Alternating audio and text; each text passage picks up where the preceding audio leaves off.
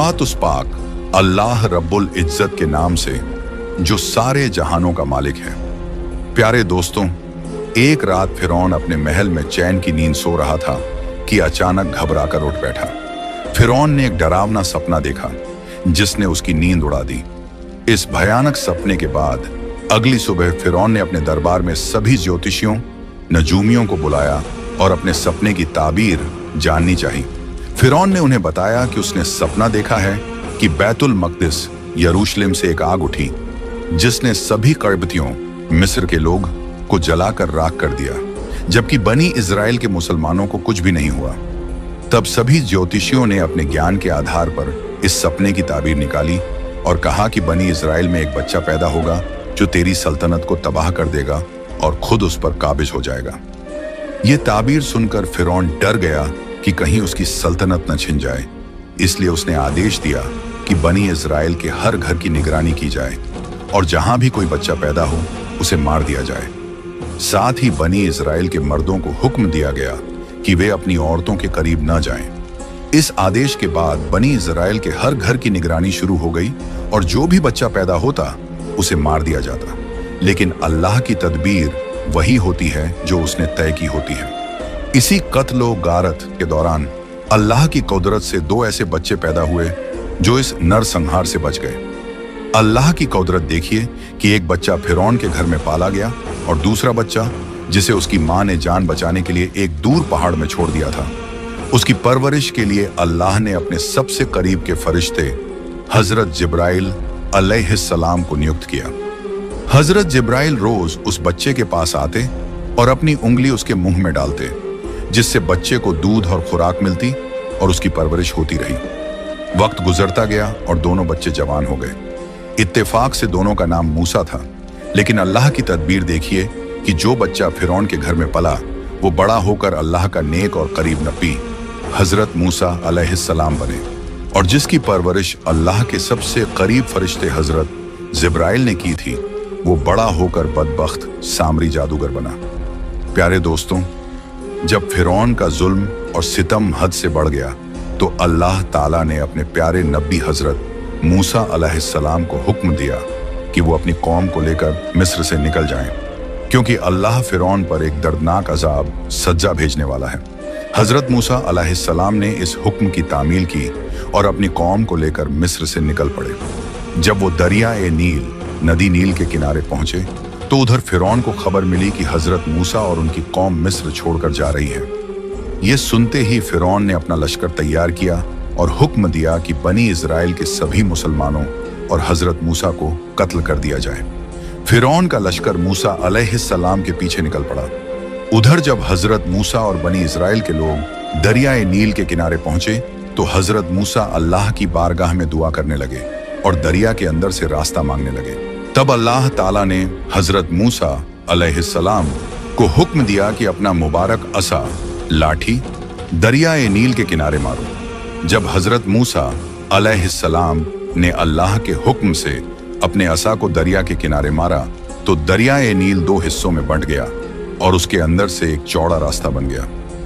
हजरत मूसा अलैहिस्सलाम और तमाम बनी इस्राएल के मुसलमान उस रास्ते से बहुत आसानी से दरिया पार कर गए।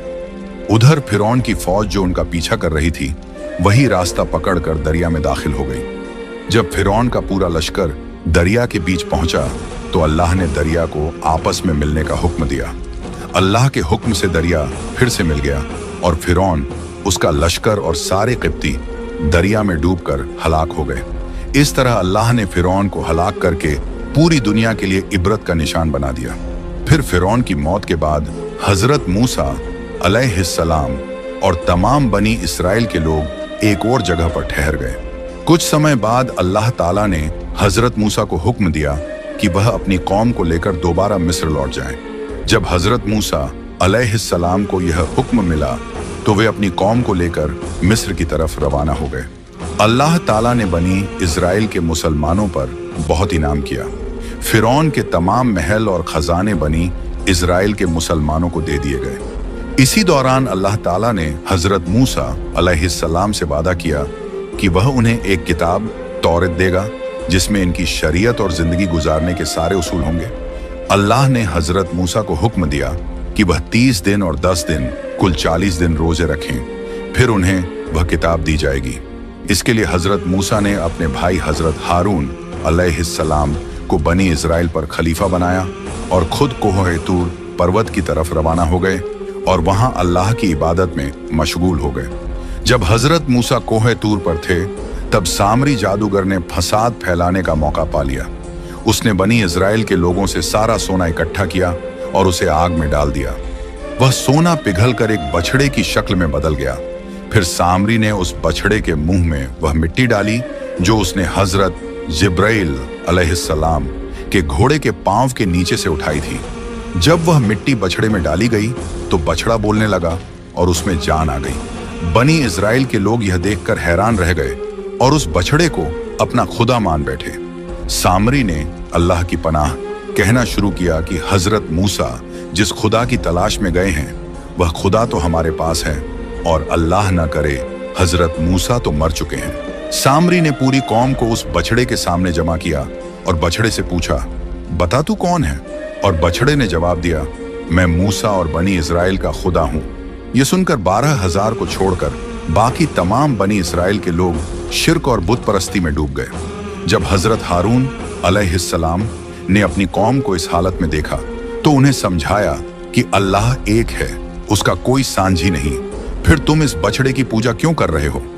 लेकिन उस बदबख्त कौम ने हजरत हारून अलैहिस्सलाम को मारने की धमकी दे दी तो हजरत हारून चुप हो गए। जब हजरत मूसा अलैहिस्सलाम तौरात लेकर वापस आए और देखा कि कौम शिर्क में डूबी हुई है तो वह बेहद नाराज हो गए। उन्होंने गुस्से में आकर अपने भाई हारून की दाढ़ी और बाल पकड़ ली और पूछा कि तुमने इस कौम को रोका क्यों नहीं? तब हजरत हारून ने कहा, भाई मैंने बहुत रोका लेकिन ये लोग मुझे मारने को तैयार थे। पूरा फसाद सामरी जादूगर ने फैलाया है।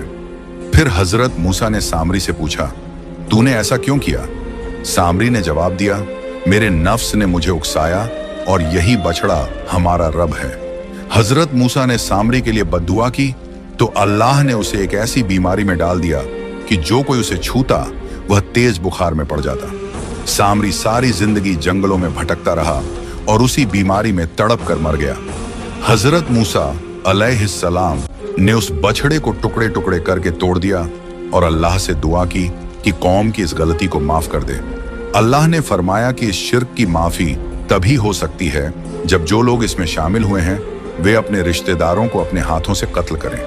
चूंकि उन्होंने खुदा के साथ शिर्क किया था तब उन लोगों ने अपने हाथों से अपने करीबी रिश्तेदारों को कत्ल किया और अल्लाह ताला ने उन्हें माफ कर दिया। अल्लाह से दुआ है कि वह हमें शिर्क जैसे बड़े गुनाह से बचाए रखे और हमें हजरत मोहम्मद सल्लल्लाहु अलैहि वसल्लम की मोहब्बत में जीना और मरना नसीब करे और उन्हीं की मोहब्बत में जिंदगी गुजारने की तौफीक दे। प्यारे दोस्तों, अगर आपको हमारी वीडियो पसंद आई हो तो इसे सदका ए जरिया समझकर अपने दोस्तों के साथ जरूर शेयर करें और हमारे चैनल को सब्सक्राइब भी कर लें।